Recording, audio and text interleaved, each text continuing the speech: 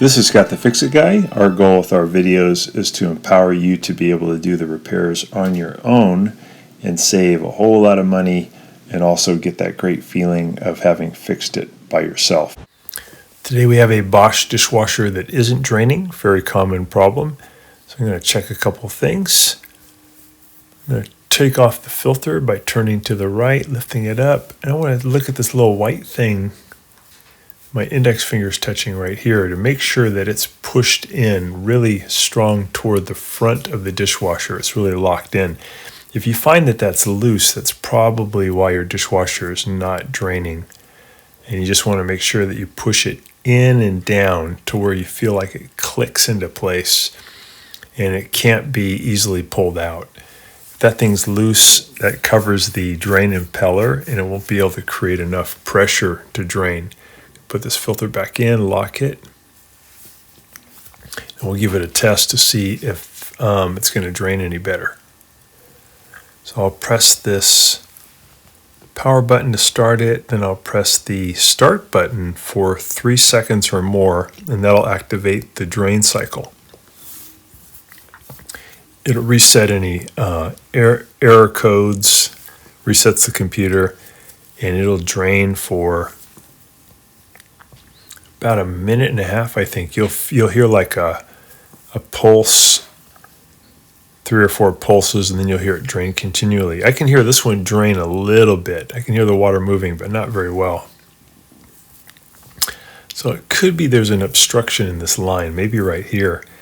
Where these two hoses come together, there's a copper hose with a smaller diameter, and that's a point where a lot of times things get caught. So I'll take that apart and check if that might be where the clog is. There's something preventing the water from moving. The drain does work because we can hear it, but it just seems anemic. It should be flowing out a lot faster. If the dishwasher can't get rid of all of the water in a prescribed amount of time, it'll activate an E24 or E25 error. You might even, on some models, just hear it as a beeping and the cycle will stop. So I would try that little white thing first that we saw in the beginning of the video. If that doesn't work, then you can go to the drain line like we're doing here and see if there might be something stuck in the drain line. I really like to be able to disconnect the drain line like we're doing here from the garbage disposal and put it in a bucket and then turn on the drain and see if maybe something will pop out. If you have one of those air gaps up by your sink, you can see there's some stuff caught in there. Then you can disconnect it from the air gap. That's a very common place where things get caught. I'm going to check here with my screwdriver, make sure there's nothing caught in the garbage disposal. All right, I'll set it for drain again by holding the start button for 3 or 4 seconds. And I can see the water comes out a little bit, but it should be shooting out actually. So this seems still like there's something preventing it from draining. So remove the filter. Here's that plastic piece. I'm going to push down and move this thing out to take a look at it. I'm going to lock it back in now. I push it in and down so that locked it. I just want to confirm that thing is locked in because that's a really common problem for this model. So I'll go ahead and fill it with water now and see if it'll drain. Just started a new cycle. Meantime, I'll use the kitchen faucet to shoot water through really strong through this tube to make sure the water can flow. That looks really good. So it's definitely nothing caught in that tube. Drain that out because I'll put that together here pretty soon. Okay, I'm going to press that for 3 seconds or more to create a drain cycle. I'll close it and see if it's any better.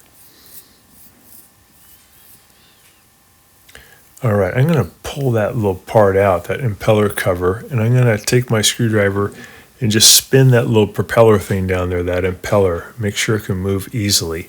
Sometimes a little piece of glass or something will get caught down there and prevent that impeller from moving fast enough. But it looks good, so I'll go ahead and lock that white plastic piece back in, put the drain cover back in. I did notice that the dishwasher seems to be pushed in toward the back. It shouldn't be that far back. It should be a little bit more out toward the front. So I'm going to pull the dishwasher out toward me by about 1.5 inches. If it's pushed back too far, the drain line behind it can get a crimp in it, so that the water can't move quick enough. So that probably is what's going on with this dishwasher. It was never really mounted in the cabinet correctly, so it got pushed back too far as it was being used. So I'm going to just kind of wiggle it out, get it more out to the front, and then I'll test it again. That's an unusual reason for a dishwasher not draining, but in this case, I think that's probably what happened.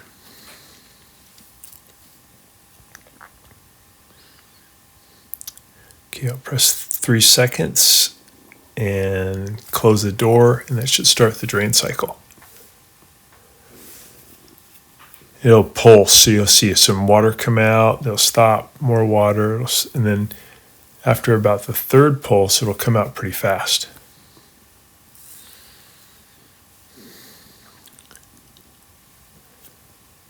There we go. That's a little bit better volume right there. So I think that's probably what was causing it, is that tube was just being squished by the dishwasher itself. Yeah, it looks good. Okay, I'm going to put it back together. So I'll put that tube back in. I actually don't recommend having a drain tube set up like this one. I think they just didn't have the right drain tube, so they kind of Mickey Mouse one together, but these tend to get clogged, so I wouldn't use it. I would just use the standard one that comes with the dishwasher. Okay, I'm going to put the hose back on the garbage disposal, get it nice and tight. And then I want to bend that hose up in a big arch that goes way up as high as the sink.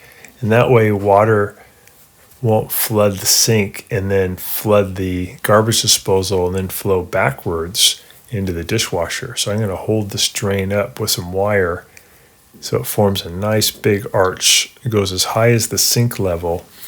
And then if the sink ever flooded, it won't flood the dishwasher.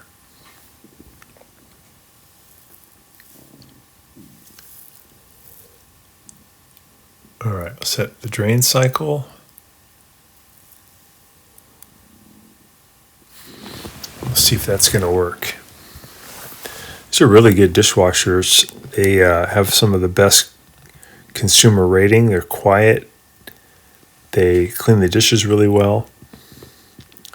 We have a full contingent of water now. You can tell by looking at the filter handle, the round filter handle, the water is at that level. That means that's exactly where the water level should be on a healthy dishwasher.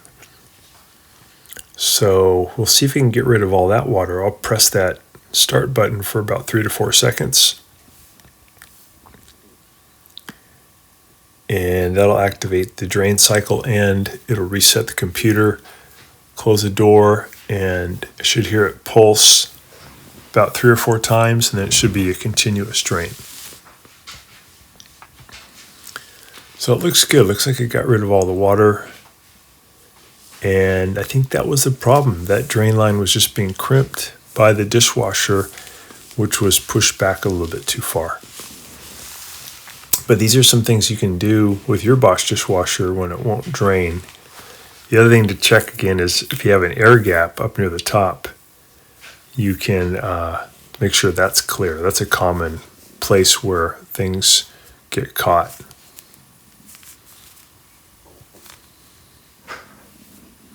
Make sure your filter's locked in.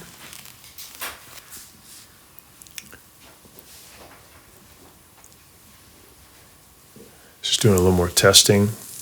When I fix something, I always like to test it at least 3 times just to make sure that it's going to work really good for the customer.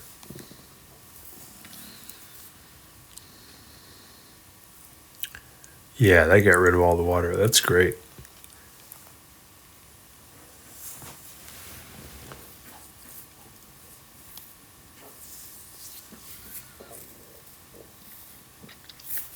So now that I have the dishwasher really straight to hold it in position, I'm going to add a couple of Phillips head screws on these brackets, and they're going to go right into the plywood. Be careful not to go up too far, because you could actually poke a hole in the top of your countertop.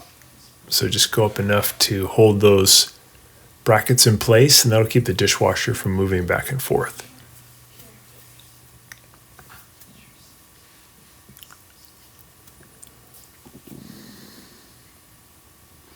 So that did the tricks. Thanks so much for watching. Thanks so much for watching our video. We really appreciate your support. And when you get a chance, please press the subscribe button below so you can be subscribed, and also the notification bell so we can send you more videos about appliance repair. Please also give us a thumbs up if you enjoyed the video. If you really liked the video and it really helped you, please press this new applaud button, and you can show your support and also get a nice clapping hands for your video. Thanks again.